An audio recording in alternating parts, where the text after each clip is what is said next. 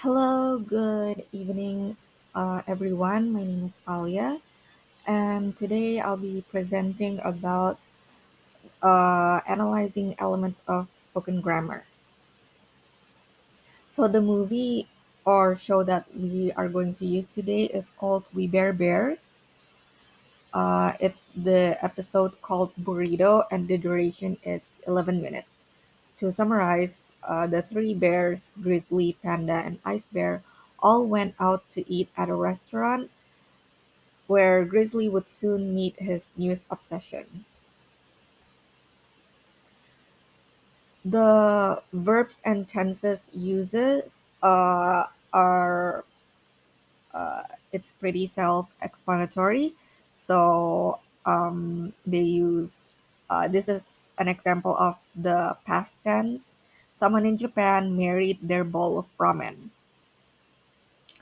And here we have a future tense. Ice bear will have more free chips. And then you have this is a present tense. Okay, I need two men on that aerial ladder. So this kind of uh, displays the urgency of the situation because in this scene there is a baby bear stuck in the tree. And here is so here we have an example um, of a past future tense of verb phrase. I'd be lying to you uh, if I told you there weren't gonna be any tears involved. So there is like a progressive aspect to it, but it's in the past, but it's also hypothetical. And next, we have some spoken grammar features. So the episode itself doesn't use a lot of what's it called tag questions, but they did use like uh, an open question, also known as a WH question. What can I get for you today? So that's one example. And then you have colloquialism. There is a lot, um, but this here Grizzly says "gimme" instead of "give me." And then we have ellipses.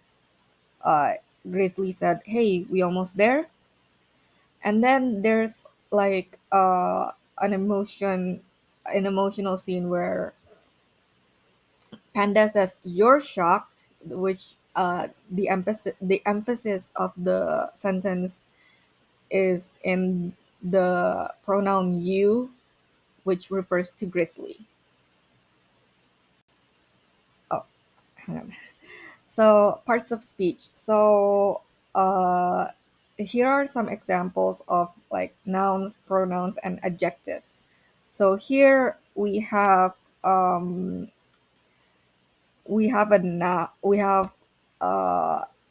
a noun and an adjective. So comfort is supposed to be a verb, but in this case, it is used as an adjective. And this burrito, is the noun phrase.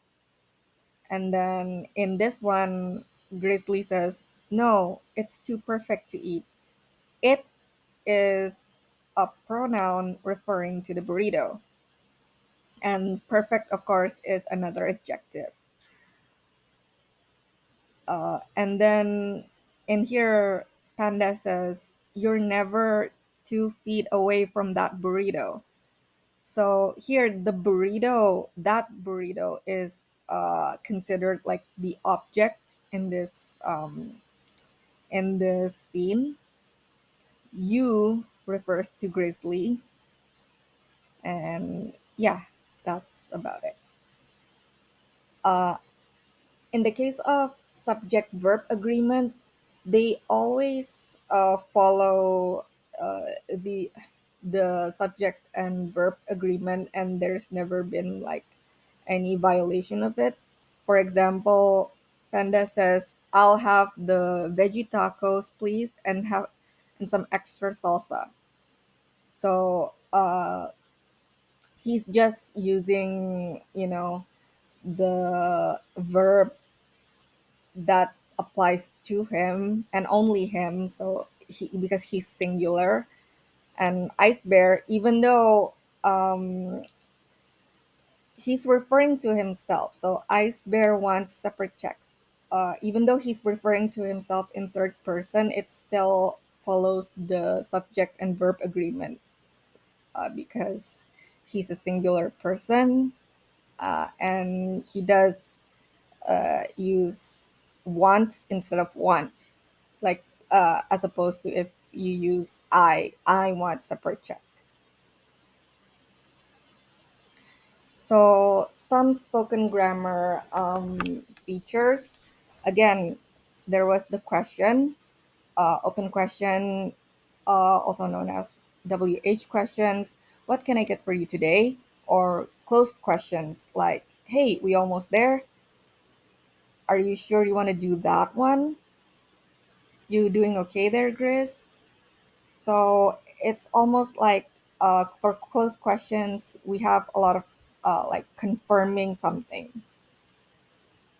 And emotions, you have a lot of emotional aspects here, like, "You stay away from burrito," or, "Oh, what is that smell?" was just said with a lot of disgust.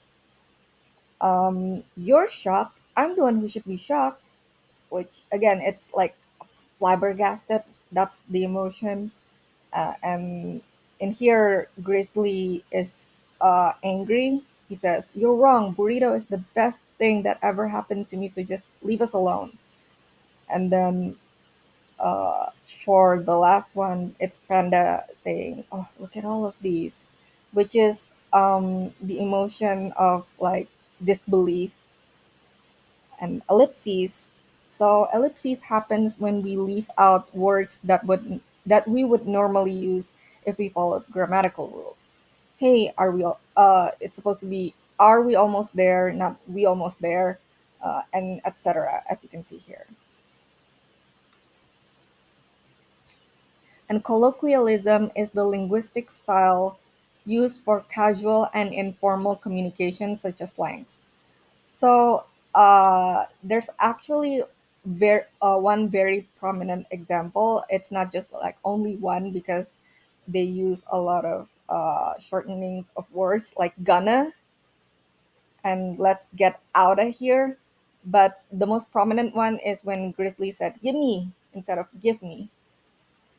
So, in conclusion, the difference between written grammar and spoken grammar is quite drastic, and it allows for first time listeners to speak English more freely and not have to worry about the correctness of their grammar. Thank you so much for watching.